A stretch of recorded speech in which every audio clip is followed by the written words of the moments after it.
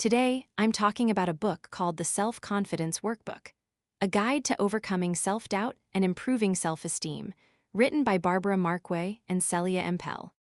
It's a self-help workbook that's absolutely packed with exercises based on cognitive behavioral therapy, or CBT, and acceptance and commitment therapy, also known as ACT, all designed to help you overcome shyness and build real, lasting confidence.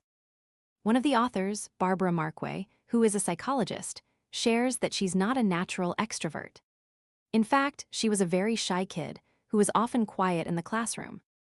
It was therapy that transformed her, allowing her to become a therapist who now empowers thousands of people. And she even notes she was the one who asked her husband out on their first date.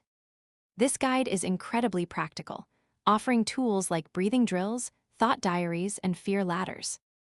The goal is to equip you to finally speak up, chase that raise at work, or take a chance on a date, all without your inner critic winning the battle. The book promises no fluff, just science-backed tools to help you build a bolder life. Part 1, Understanding Self-Confidence. There's a powerful quote from Vincent van Gogh that really sets the stage here. If you hear a voice within saying, "You cannot paint," then by all means paint, and that voice will be silenced. Imagine for a moment what it would be like to have that kind of boundless confidence. Larry might finally start that novel he's been dreaming of for years. Rita could walk into her boss's office and demand the promotion she deserves that's been stalled. And Lashonda might courageously address the growing sense of disconnect in her relationship. You see, self-doubt often traps us in a classic catch-22 where we tell ourselves, "I don't feel confident, so I won't try." But true confidence doesn't work that way. The word itself comes from the Latin confides, which means with trust. So, true confidence is really about the willingness to take steps toward the goals you value, even when you're feeling anxious and the outcome is uncertain.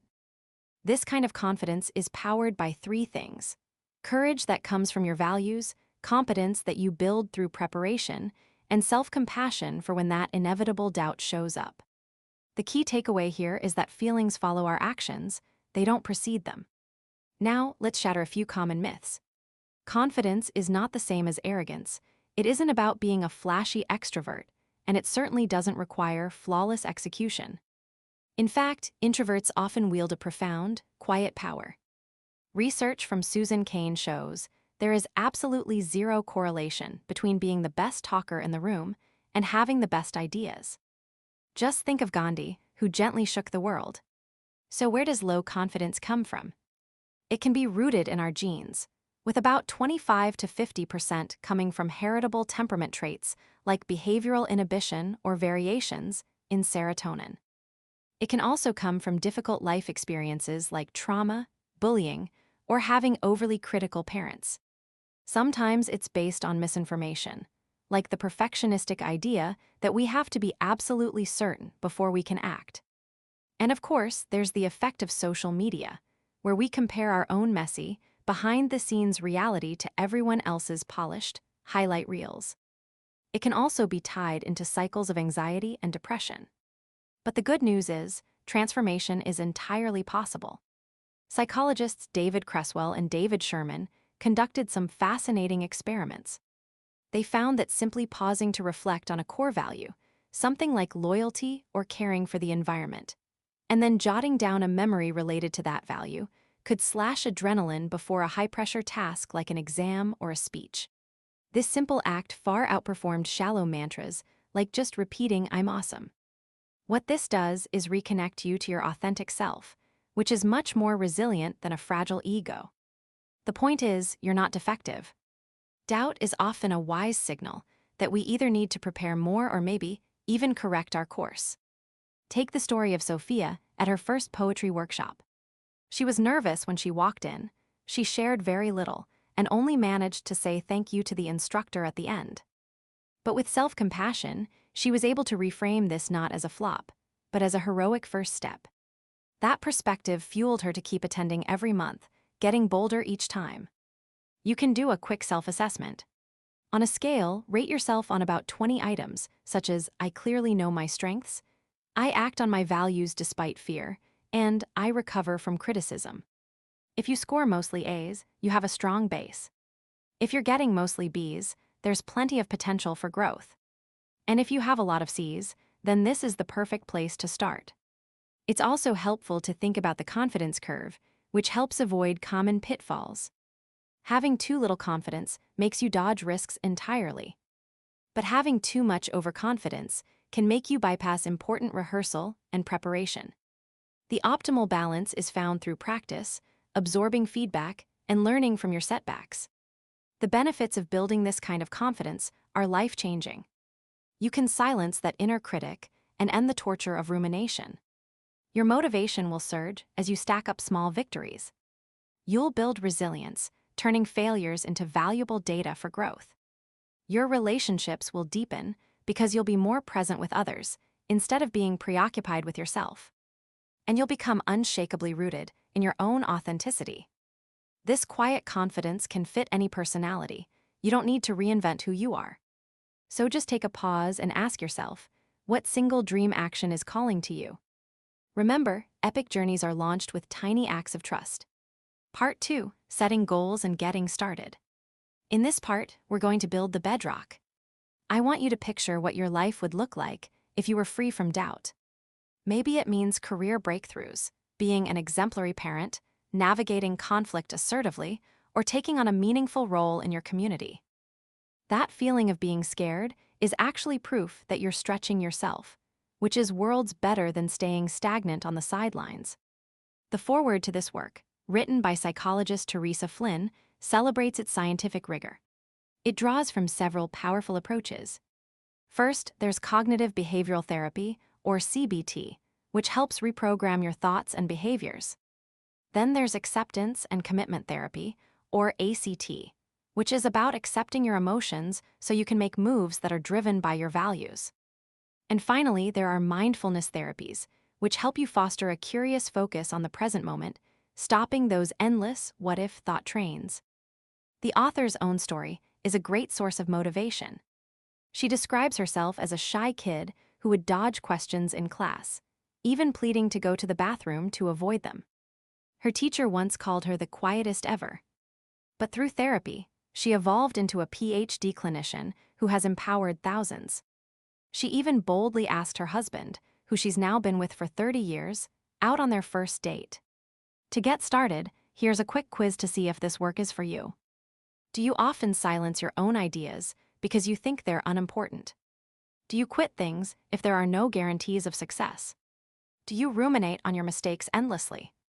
Do you find yourself apologizing excessively or chanting, "I'm not good enough" in your head? If you checked multiple boxes, then this workbook is definitely for you. As the author says, may you show up, stand up, speak up. The world needs your gifts. The first step is to focus on your values. Think about what you'd want on your epitaph. Would it be family nurturer, creator, or justice warrior? Once you know your values, you can use SMART goals to put them into action. SMART stands for specific, measurable, achievable, relevant, and time-bound. For example, a specific goal might be, have 1 networking coffee each month. Measurable would be, get 3 new introductions. Achievable means breaking it down into micro steps.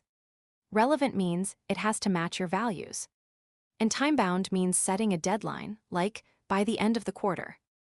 This is all built on a solid scientific foundation. Jon Kabat-Zinn's mindfulness-based stress reduction, or MBSR, teaches you to calm your mind by using your breath as an anchor.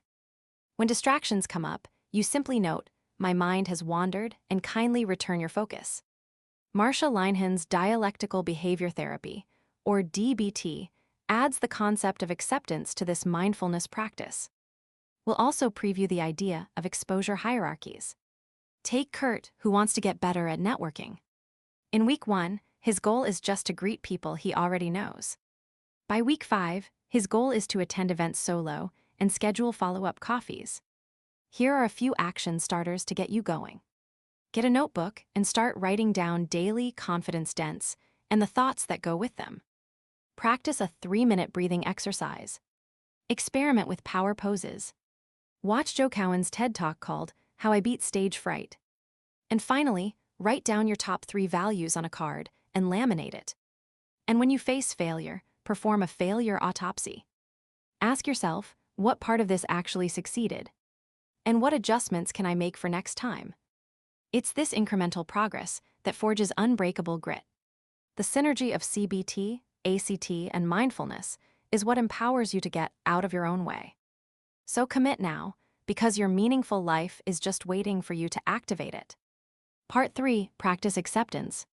The psychologist Carl Rogers pointed out a fascinating paradox. When I accept myself just as I am, then I can change. This idea unlocks a powerful equation. Suffering equals pain times resistance. Think about it this way. A traffic delay is the pain. It's a sting, but it's manageable. It's the resistance, the voice in your head screaming that this shouldn't be happening, that explodes the pain into a full-blown panic about your meeting. Or maybe you feel a gut-twisting anxiety while giving a presentation. The fight against that feeling, the thought of why can't I be normal, is what compounds your errors. Acceptance, on the other hand, means viewing reality without judgment. It doesn't mean you have to like it, or that you're settling, or that you should freeze up. It's simply the launchpad from which change becomes possible. You are whole right now. You don't need any worthiness repairs. Try creating a strengths inventory without any guilt or comparison. Log the compliments you receive. Remember the challenges you've beaten. Embrace the roles you play, and list the skills you delight in using. Consider Lydia, who constantly resists positives. If she wins a contest, she thinks it was a fluke because there weren't many entries. If she gets a date, she's convinced he'll soon unmask her as a fraud. This imbalance makes her flaws feel like a total measure of her worthlessness. Self-compassion can flip this script. The goal is to talk to yourself when you make a mistake in the same way you would talk to a friend. This ties into Carol Dweck's concept of a growth mindset, which frames challenges with not yet instead of a fixed mindset of never. And remember, vulnerability is what bonds us deeply. Sharing our imperfections is what invites a sense of belonging. Applying this to your goals, acceptance shifts the energy you were wasting on resistance into the pursuit of what you want. For example, it allows you to move through the grief of a job loss and onto the practical steps of a job hunt.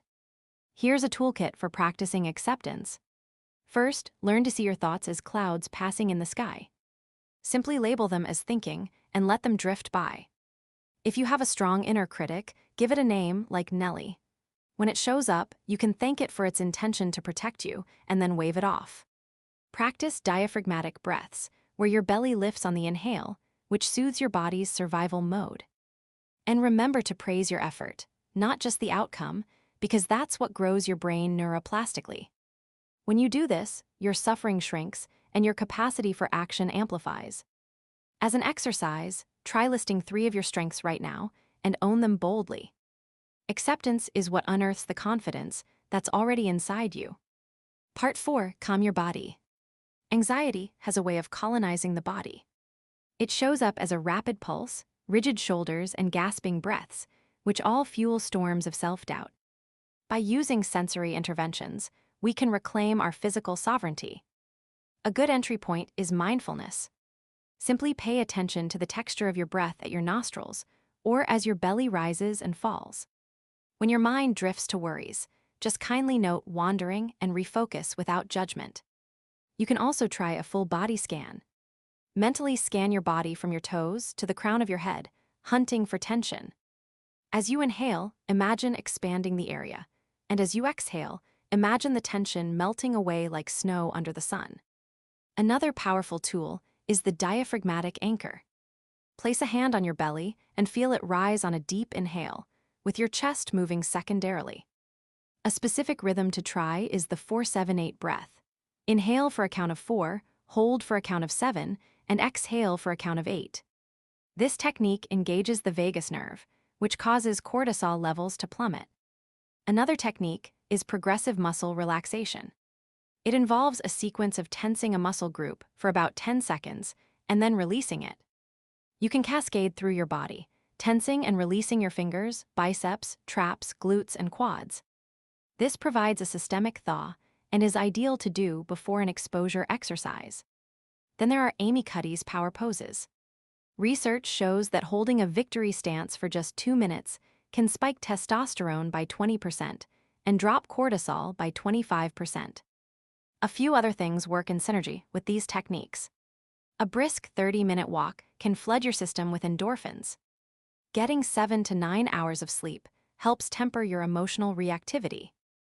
And practicing gratitude triads, where you name 3 specific wins from your day, helps sustain dopamine levels. The key is to make this a habit. Try tacking on a 2-minute ritual right after you brush your teeth. Let's look at Sasha's story. She had a terror of school night presentations. To manage this, she integrated body regulation before even thinking about her thoughts. She would first calm her body and then visualize her values, like having courage for her kids. She also made a point to drop her safety behaviors, like fidgeting, which can act as a crutch. Her daily practice included a grounding scan in the morning and using a 5-breath armor before any big event. When our physiology is pacified, the mind can align for decisive steps. Let's try a demo breath cycle right now. Just take a deep breath in and a long breath out. Feel that shift propagate through your system. Taking command of your body is what catalyzes a confident way of being. Part 1. Work with your thoughts. Let's start with automatic negative thoughts. They can ambush you like uninvited guests, but you can reclaim control by capturing them in a structured thought diary. Here's how it works. In the first column, you write down the activating situation, for example, my boss glanced at me during the meeting. In the second column, you write down your instant thought like, he thinks I'm incompetent. The third column is for emotional intensity, for instance, anxiety at 85%. The fourth column is where you list evidence that supports your thought, maybe something like, I stumbled on one answer. Then, in the fifth column, you list evidence that goes against the thought like, I've led successful projects, and he praised my work last quarter. Finally, in the sixth column, you create a balanced alternative thought, such as, he might just be distracted, and one slip-up doesn't define me. This entire process can transform what feels like emotional quicksand into solid ground. It's also important to spot the cognitive distortions that fuel your self-doubt. These are common thinking traps. For example, there's all-or-nothing thinking, which sounds like, one mistake means I'm a total failure. Then there's mind reading, where you assume, they all see me as awkward. You also have should statements like, I must perform perfectly. Another one is fortune telling, which is predicting the worst like, this will ruin my career. And finally, there's emotional reasoning, which is believing, I feel stupid, so I must be stupid. Let's look at an example with Sasha. She had a nightmare scenario at her child's open house, thinking, everyone is staring at me, judging my outfit. When she reviewed the evidence, she realized, most parents are focused on their own kids, and I actually had a few friendly hellos that went well. This simple review dropped her distress level from 90 down to 50. You can also use diffusion techniques to loosen the grip that these thoughts have on you, without confronting them head-on. One way is to prefix the thought with the phrase, I'm having the thought that. Or you could try reciting the thought in a silly cartoon voice, like Mickey Mouse saying, I'm a fraud. You could even sing it to a silly tune, and just watch its power evaporate. Another great tool is portable coping cards to anchor you in the moment. You can write phrases like, feelings are temporary signals, my values direct my actions, or this discomfort means I'm growing. Daily practice is key because it reveals patterns. Over time, your inner critic shifts from being a dictator to just a commentator offering some outdated advice. You should also try rehearsing this process aloud. Replay a moment of doubt from yesterday and verbally fill out the full diary, or write it down. Consistency is what rewires your neural pathways, and eventually, automatic positive thoughts will start to emerge naturally. Sasha, for instance, revisited her fear about the event weekly. This transformed her paralyzing thought spirals into manageable prompts for making genuine connections. Mastering your thoughts doesn't eliminate doubt entirely, but it does render it irrelevant, clearing space for you to make choices aligned with your values. Over a few weeks, you'll find that reactive turmoil gives way to intentional, calm responses. The beauty of this tool is that it travels anywhere with you, whether you're in meetings, on dates, or on a stage, and it's deployable instantly. Try tracking just one thought today, and watch how your anxiety plummets as your perspective expands. This cognitive flexibility becomes your confident superpower, silencing the mental noise that once blocked you from living boldly. Part 2. Work with your beliefs. Your surface thoughts are often chained downward to bedrock core beliefs, and it's important to probe them relentlessly. For example, a thought like, "They excluded me from lunch," can lead you to ask, "What does that say about me?" That might lead to, "I'm unlovable," which could go even deeper to, "I'm worthless." You can map these connections with what are called vertical arrows, doing it systematically. Once you identify a core belief, you challenge it with an evidence tribunal. This means you catalog all the contradictions you can find. For instance, 3 friends texted me their support yesterday, and my past relationships have thrived. From there, you formulate a more nuanced belief like, "I face rejection sometimes, yet I possess lovable qualities and I can cultivate connections." Imposter syndrome is a common issue that plagues high achievers. Even Barbara Markway, an expert in this field, admitted she felt like a fraud early in her career despite her expertise. You can counter this by attributing your successes to your effort, thinking, "I prepared thoroughly," rather than chalking it up to luck or deception. Another useful technique is to externalize your inner critic. Visualize it as a quirky character, maybe named Worrywart. You can thank it for its attempted protection by saying, "I appreciate the caution," and then proceed with what you were doing. Preparation for exposure also sharpens the efficacy of these techniques. You can do mirror rehearsals of key phrases or use multi-sensory visualizations of success, like hearing applause or feeling a firm handshake. It's also crucial to eliminate safety crutches like reading from a script or using quick escape glances. Quiet confidence emerges when your beliefs align with reality. Your flaws become part of your human texture, not fatal defects. You can also practice owning your imperfections vulnerably. Try sharing a small failure story with a trusted friend and notice how their reciprocity actually deepens your bond. This work on your core beliefs provides a stable foundation beneath your fleeting thoughts. Sasha, from our earlier example, uncovered a core belief that "I'm inadequate," which was fueling her social avoidance. She reviewed the evidence, remembering she led the school fundraiser successfully, and she conducted behavioral tests like hosting small coffee chats. This helped solidify a new belief: "I'm capable with room to grow."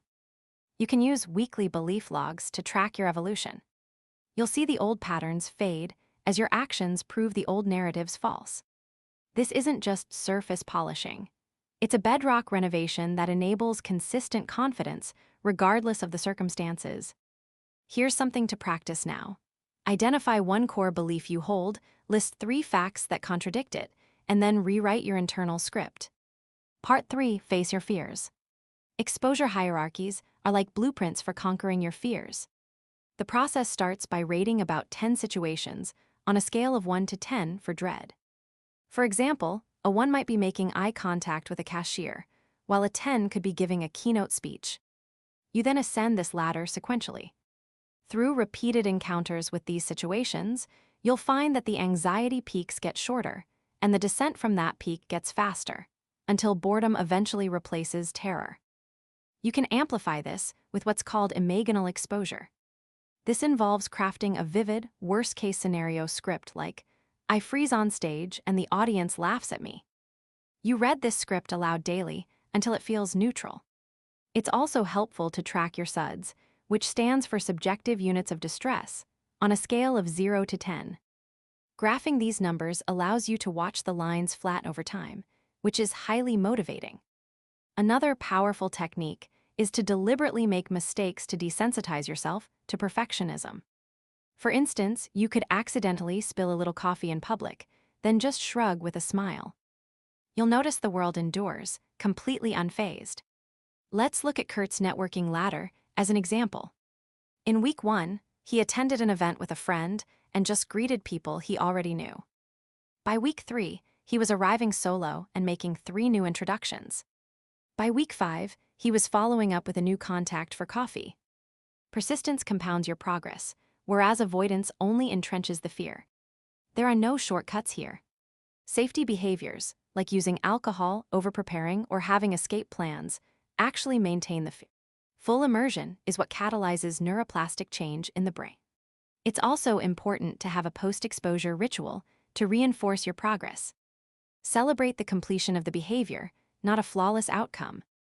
You can say to yourself, I showed up despite having a 70 SUDS level, and that's a victory. And if slip-ups happen, that's okay. Just rank that task lower on the ladder and recommit to trying again. Sasha climbed her ladder from simply saying hi to her neighbor all the way up to hosting a block party. Her anxiety was permanently cut in half. The science validates this approach. Exposure extinguishes conditioned fear responses by rewiring the amygdala's reactivity. Climbing your ladder weekly builds momentum, and sharing your progress with an ally can provide accountability and cheers along the way. Fears don't just vanish overnight, but gradual mastery gives birth to an unshakable freedom. So here's your turn. List 3 avoidance behaviors you have, craft the first rung of your ladder, and take that first step today. Part 4, moving forward. To track your progress, you should conduct quarterly reassessments. Retake a confidence scale and overlay it with timelines of your work. These visual wins can fuel your momentum. You can also use a technique called habit chaining to embed these new practices into your life. This means you link a new habit, like a 5-minute morning meditation, to an automatic cue you already have, like right after you pour your coffee. Environmental redesign can also amplify your efforts. Keep your workbook permanently open on your desk, put a poster with your values by your mirror, and set phone reminders for breath breaks. It's also helpful to recruit a support network strategically. Share specific goals with them, like, I'll speak up once in every meeting, so they can give you gentle nudges. And be sure to celebrate the small increments of progress. For lifelong sustainability, you need to reframe failures as neutral data. Think of them as just an iteration learned. You can anchor yourself in the present moment with instant breath resets, and cultivate a sense of abundance by noting 3 specific things you're grateful for each night, like, I connected deeply with someone today. Your portable toolkit travels with you. This could be a thought diary app on your phone, pocket-sized coping cards, or mini ladders for your fears. You should also review your progress monthly. Ask yourself what worked. What can I scale up? What adjustments do I need to make? You can also extend this to your community. Consider mentoring a shy newcomer or hosting a confidence circle. Teaching what you've learned is a great way to solidify it for yourself. As Barbara Markway reminds us, everyone doubts sometimes. The tools keep the critic from derailing you. You've built the capacity, so now you can deploy these tools anywhere, anytime. The world craves your voice, your presence, and your gifts. Step forward unapologetically, and your quiet confidence will ripple outward. For a final reflection, revisit the dream action you had on day 1, and schedule the first step toward it this week. The transformation is complete. Now, maintenance is simple. Go on and shine. Part 5, Daily Confidence Rituals. The momentum you build in the morning sets the trajectory for your whole day. A simple 5-minute ritual can compound over time. This could include a breath scan, affirming your values by saying something like, today I will honor connection, and doing a power pose. An evening audit can then reinforce your progress. Log 3 wins, including micro wins, note 1 thing you're grateful for, and plan tomorrow's ladder rung. Consistency always trumps intensity. If you miss a day, just resume kindly the next day without any guilt spirals. It can be helpful to track your streaks visually, as 21-day chains are known to cement new neural highways. You can also use mini interventions throughout your day. If you feel anxiety in an elevator, take 3 deep belly breaths. If you have butterflies before a meeting, glance at a coping card. You can also create a phone ritual before making calls, reminding yourself, values are more important than comfort. A weekly theme can help you focus on rotating through your toolkit. Maybe Mondays are for thoughts, and Wednesdays are for exposures. Partner accountability can also be very effective. Try swapping your weekly goals with a partner on Sunday evenings. The science behind this is strong. Implementation intentions, which are statements like, "If I get a meeting invite, then I will prepare my ladder," have been shown to boost completion rates by 300%. You can also use ritual stacking with existing habits, like doing a thought check during your post-meal walk, which helps embed the new behavior effortlessly. Remember to measure your progress monthly. Has your confidence scale score gone up? How many ladder rungs have you climbed? Adjust your plan accordingly. Daily practice is what transforms sporadic wins into a confident identity. Part 6, Social Fluency. Social ladders are a great way to target avoidance in social situations. A 1 on your ladder might be to simply smile at strangers. A 5 could be asking a coworker to coffee. And a 10 might be hosting a dinner party. You can also practice vulnerability by sharing one flawed story about yourself each week. You'll likely notice that this actually deepens your bonds with others. It's also helpful to do active listening drills.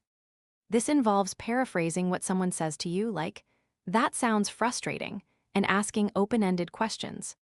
At the same time, work on eliminating your safety behaviors. Maintain eye contact and keep your phone in your pocket. For group settings, you can prepare with a pre-arrival value reminder, do a power pose when you arrive, and log a win when you exit. To desensitize yourself to rejection, you can practice by asking for 3 favors a week that are likely to be a no. A follow-up system is also important. Text new contacts from an event within 24 hours. Set a weekly social quota for yourself, like having at least 1 new interaction. You can track your progress in a fluency journal where you rate your performance. The science supports this approach. Gradual exposure rewires your brain's social threat detection system, and you'll find that social confidence cascades into every other area of your life. Part 11, Career Catalysts. Professional environments can really amplify self-doubt, can't they? Things like meetings, getting feedback, and even promotions can trigger those imposter alarms. A good way to manage this is to craft a career ladder for yourself. Let's say step 1 is just to speak once during every team call. Step 5 could be pitching an idea to your supervisor. And step 10 might be negotiating a raise. To prepare for meetings, it helps to have a pre-meeting ritual. You could start with a value reminder, telling yourself something like, "I contribute expertise." Follow that with a 2-minute power pose to shift your physiology. And you can even have a coping card with a phrase like, "This is just one opinion among many." It's also crucial to prepare your thoughts. Anticipate any distorted thinking you might have. For example, "They'll think I'm unqualified." Then counter that with evidence like, "I delivered the last project under budget." We can also transform performance reviews from something you dread into a real opportunity. Make a habit of requesting specific feedback every quarter and log your strengths objectively.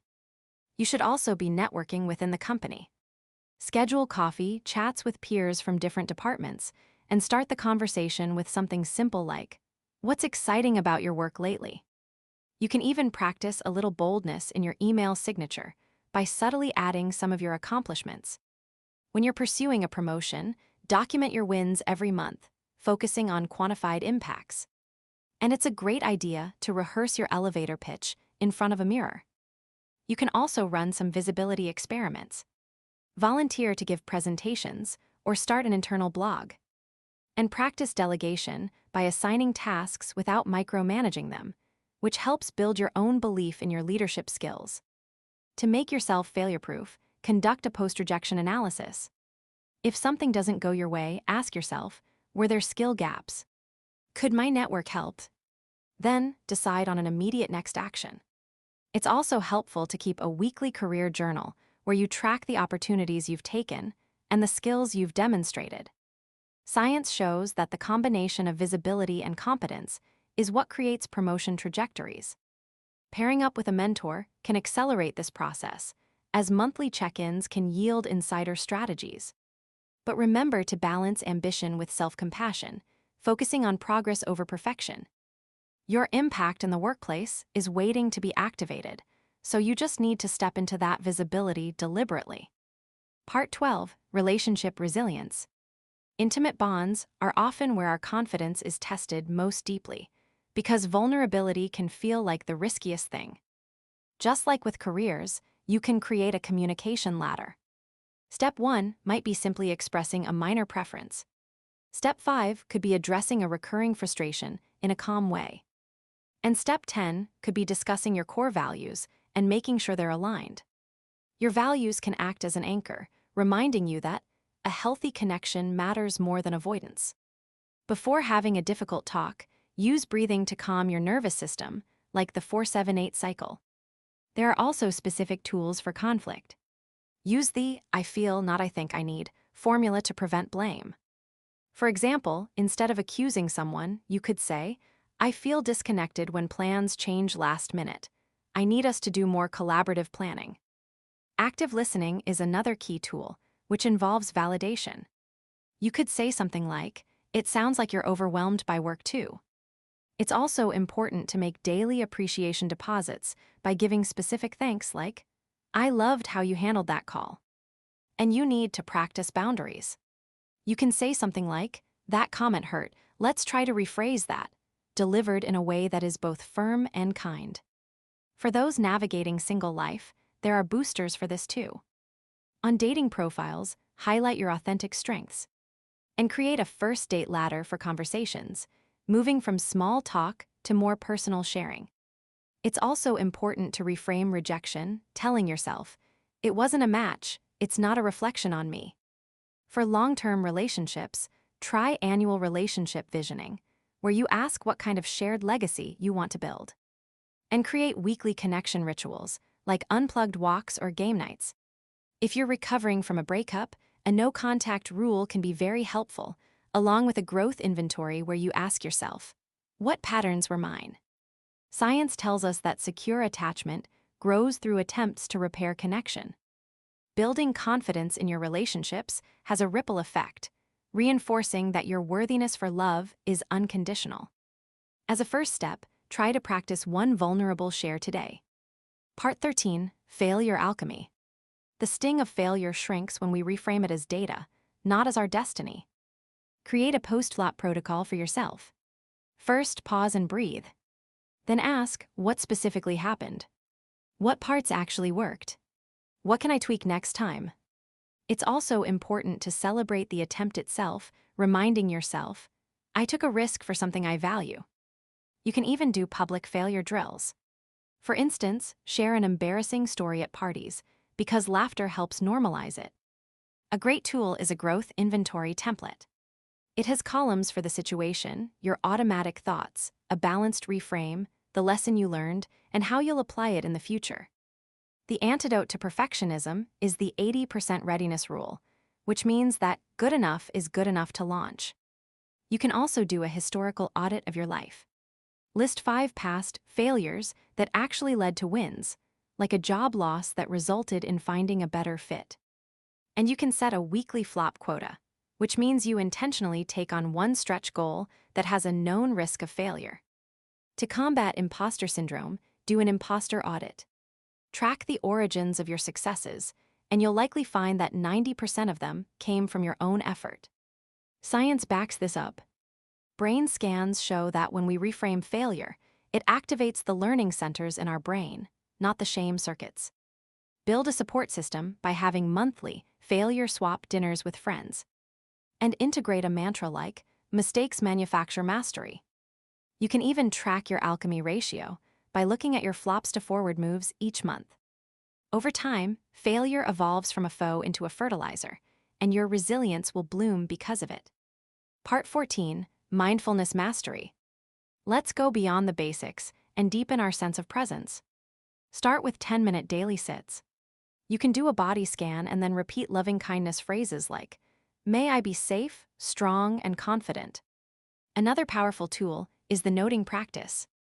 Simply label your experiences as they happen, like planning, judging, aching. This helps you dissolve your identification with them. You can also try walking meditation, where you synchronize your steps with your breath and notice the contact points with the ground. It's interesting to know that the average person's mind wanders about 47% of the day. Gently returning your focus is what builds your attention muscle. You can also try a loving-kindness expansion. Start with yourself, then expand to a loved one, then a neutral person, then a difficult person, and finally to all beings. Sensory anchoring is another great technique. If you're stuck in a traffic jam, you can do a 5 senses grounding exercise. Notice 5 things you can see, 4 things you can touch, and so on. Also, learn to welcome your emotions. Label the feelings, for example, the tightness of fear, and then breathe space around that feeling. To integrate these practices into daily life, you can create rituals. Do a 1-minute centering exercise before a stressful event, and then practice noting your experience afterward, without judgment. The science here is fascinating. fMRI studies show that mindfulness thickens the prefrontal cortex, which is responsible for executive control, and it shrinks the amygdala, which is our fear center. Try a weekly retreat by spending an hour unplugged and immersed in nature. And you can track your progress without an app by using a presence journal to rate how you feel. Ultimately, mindfulness transforms reactivity into response, and confident living flows naturally from that. Part 15, Belief Fortification. Our core beliefs demand ongoing maintenance. You can do monthly, downward arrow, check-ins to reveal any shifts in your beliefs. You can also do belief experimentation. For example, to test a belief like, I'm unworthy, you can perform 3 weekly actions that align with your values and then log the results. To build positive beliefs, look for daily evidence of your strengths and be specific, noting 3 examples each day. You should also upgrade your affirmations. Instead of using generic ones, make them evidence-based like, I've navigated a challenge like X successfully before. Inner child work can also be powerful. This involves having a dialogue with your younger, scared self, where you offer comfort and validate their strengths. Another technique is legacy visualization. Imagine yourself at age 90, reflecting on your life. Which belief served you well? The science behind this is Hebb's law, which says that neurons that fire together wire together, meaning repetitive thought and behavior loops strengthen these beliefs. You can use accountability partnerships by swapping belief worksheets with a friend bi-weekly. And you can reinforce your beliefs with your environment, maybe by creating a desktop folder called Evidence Wins. It's also important to celebrate resistance. When an old belief fights back, it means the new one is getting stronger. Try tracking your belief evolution on a timeline. When your foundations are fortified, they can weather any storm, and your confident identity becomes solid. Part 16, Advanced Exposures. Once you've mastered the basics, you can graduate to more complex fears. This might include multi-person scenarios, time-pressured social situations, or challenges involving authority figures. You can evolve your fear hierarchy by adding more layers. For example, not just public speaking, but public speaking with a Q&A session that's also being video recorded. Another advanced technique is interoceptive exposure. This involves deliberately inducing the physical symptoms of anxiety, like spinning to get dizzy or hyperventilating briefly, to prove to yourself that these body sensations are harmless. There are even virtual reality apps that can help you simulate phobias in a safe environment. Group exposures, like Toastmasters or improv classes, can help normalize making stumbles in public. It's also important to do maintenance exposures.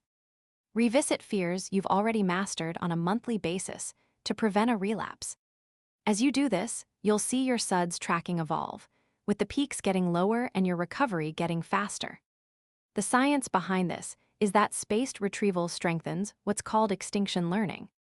It can also be very helpful to have an ally witness your exposures, so they can cheer you on for support. Advanced mastery gives birth to fearlessness, and your boundaries can expand infinitely. Part 17, Resilience Architecture. Resilience compounds when you build it through systems. This starts with sleep hygiene, like having a consistent 10 p.m. to 6 a.m. schedule. Nutrition is also key, as stabilizing your blood sugar helps prevent mood crashes. And movement, like a 20-minute daily walk, is essential.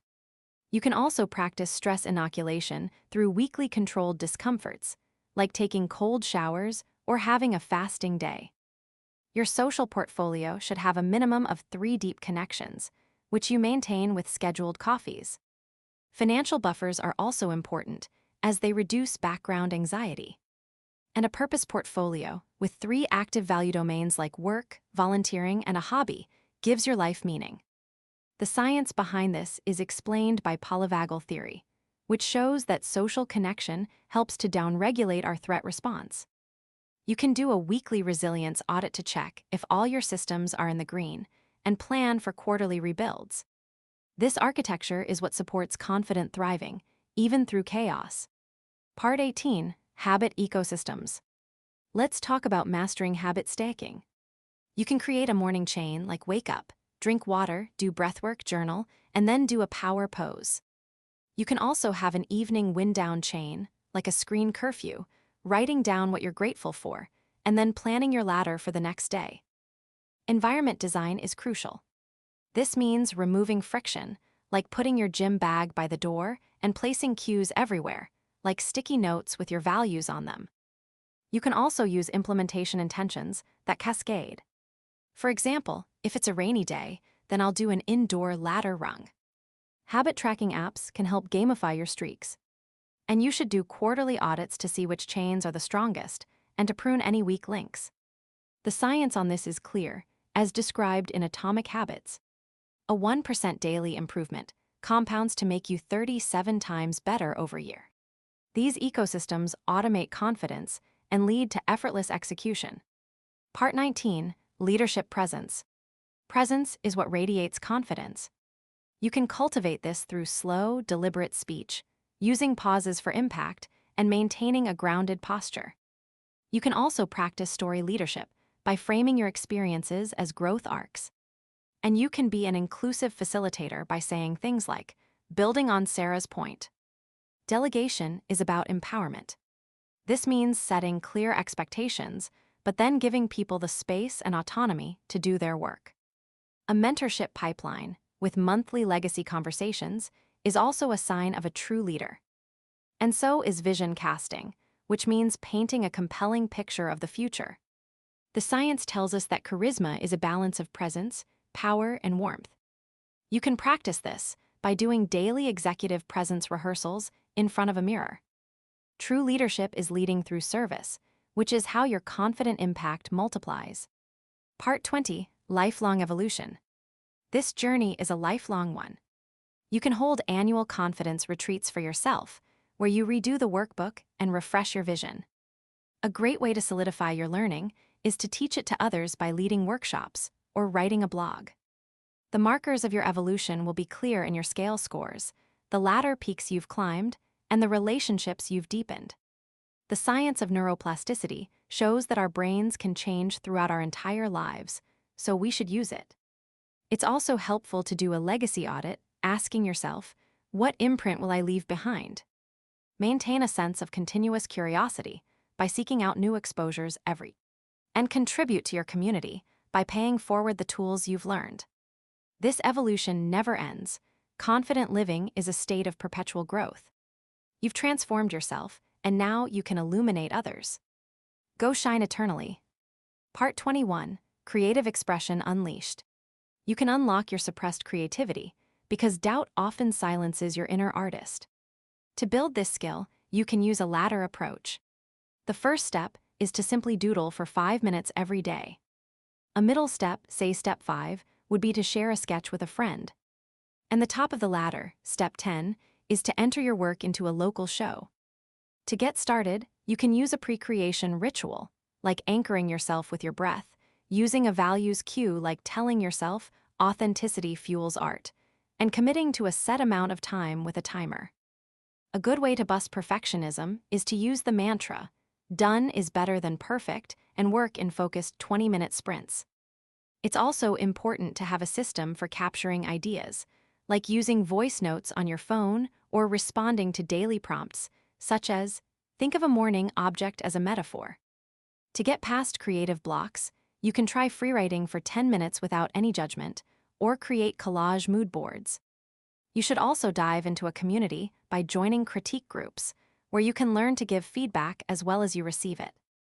The science behind this is that we can build flow states, which are that optimal match between challenge and skill, through deliberate practice.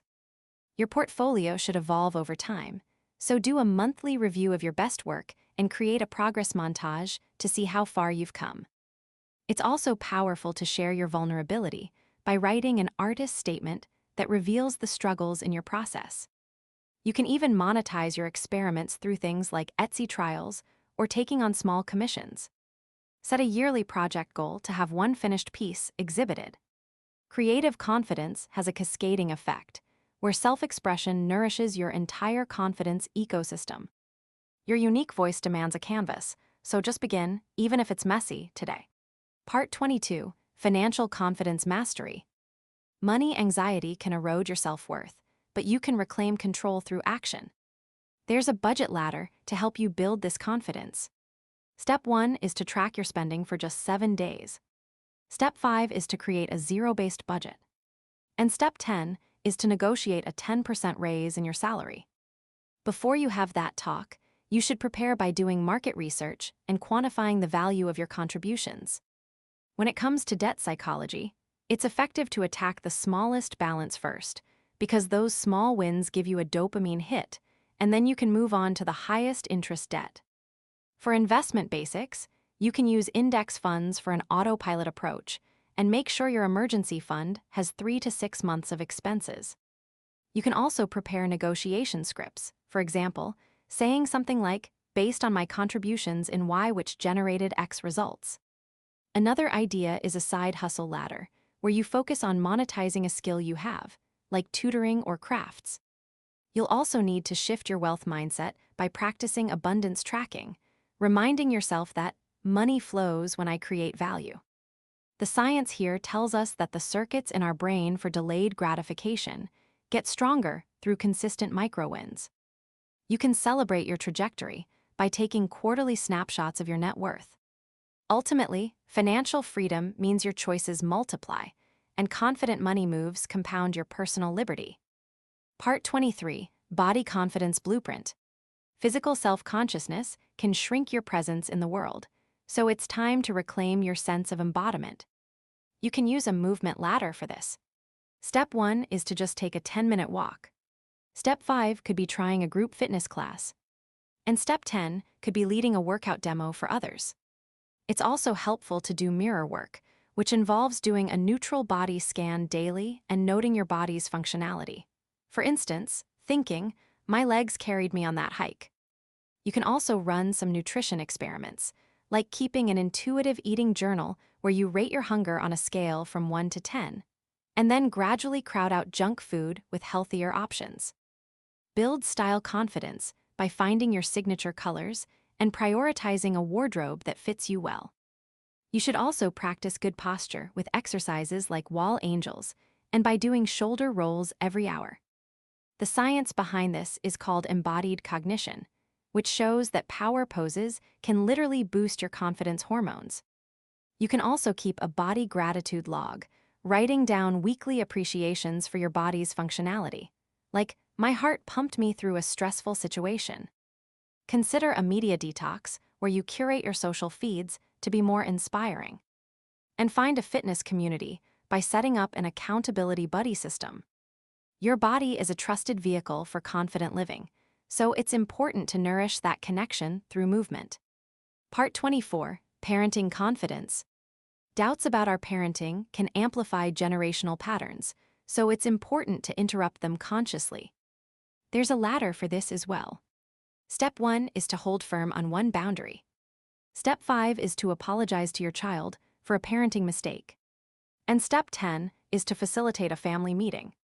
You can anchor yourself with your values, reminding yourself that raising secure adults is more important than being a perfect parent. It helps to have discipline scripts ready, like, behavior X needs to stop because it goes against our value of Y, so what choice aligns with that value? You should also create connection rituals, like having weekly one-on-one coffee time with each kid. Establish self-care minimums for yourself, remembering that getting enough sleep is more important than doing the dishes. It's also crucial to have alignment with your co-parent by agreeing to a unified front. The science shows that an authoritative style, which combines warmth with structure, produces more resilient kids. You should also model vulnerability by saying things like, "Mommy felt scared, but she tried anyway." And model a growth mindset by praising the effort you observe in your kids. You can keep a parenting journal to track your wins weekly and notice patterns monthly. Confident parenting breaks cycles of doubt, and your presence profoundly shapes the future. Part 25, Public Speaking Power. Stage fright is universal, but mastering it can be transformative. Here's a ladder to build this skill. Step 1 is to just record yourself giving a 2-minute talk. Step 5 is to give a presentation to a small group. And Step 10 is to submit a TEDx application. To build vocal power, focus on supporting your voice from your diaphragm, using deliberate pauses and varying your volume. You should also master story structure by using the hero's journey arc and including vivid sensory details. Remember the psychology of your audience. They are almost always wishing for you to succeed. Your body language matters, so use open palms and a grounded stance. Science shows that practice actually rewires your amygdala's response to performance situations. A great way to progress is through a group like Toastmasters, where you can move from table topics to prepared speeches and then to giving evaluations. You can also create a video review ritual for yourself, where you first note 3 strengths before identifying one thing to tweak. Over time, you can develop a theme and crystallize your expertise into a signature talk. Speaking confidence elevates all of your communication, and your message deserves a platform. Part 26, Decision-Making Mastery. Indecision drains your confidence, but structured frameworks can help you accelerate.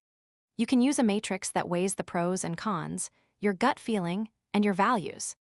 For time-bound decisions, set a rule to act once you have about 80% of the information you need.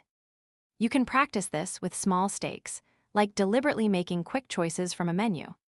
For major forks in the road, use a pre-mortem analysis where you ask, what could derail this plan? And also apply a sleep on it rule. The science tells us that decision fatigue depletes our willpower, so it helps to batch routine choices together. A great confidence compounder is to do a past decision audit and realize that probably 80% of your past decisions worked out just fine. The antidote to perfectionism is to remember that reversible decisions favor action. You can also use an accountability partner by stating your decisions aloud to them each week. You can also use yearly themes to guide you, like, "This year I choose to be bold." The decision muscle gets stronger with use, and confident choosers are the ones who intentionally shape their destiny.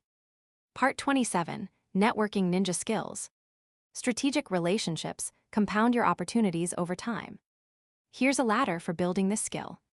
Step 1 is to send a LinkedIn message to some of your peers. Step 5 is to have a coffee for an informational interview. And Step 10 is to host an industry roundtable yourself.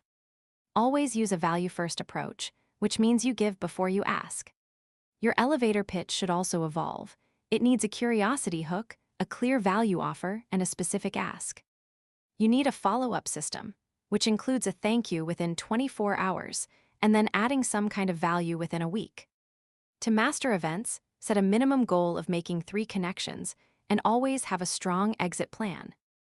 The science shows that our weak ties, not just our close friends, are what bridge us to new opportunities.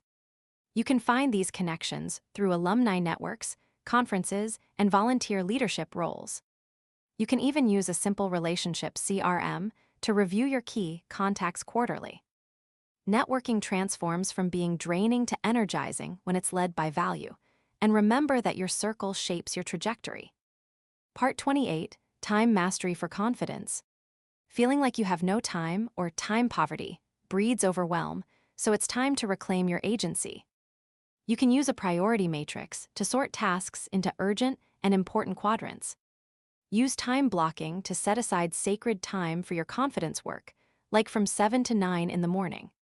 You can also use a no-say ladder to practice declining requests, starting with minor ones at Step 1 and eventually being able to say no to a dream opportunity if it's misaligned with your goals at Step 10. You should also do an energy audit to protect your peak hours and schedule time for recovery. Science gives us Parkinson's law, which states that work expands to fill the time available, so you should impose artificial deadlines on yourself. Do a weekly review to check your ratio of high-impact hours. And conduct delegation experiments to learn to trust your team's capacity. Time confidence creates the space you need for bold action, so if you master your hours, you can master your life. Part 29, Aging Gracefully Confident.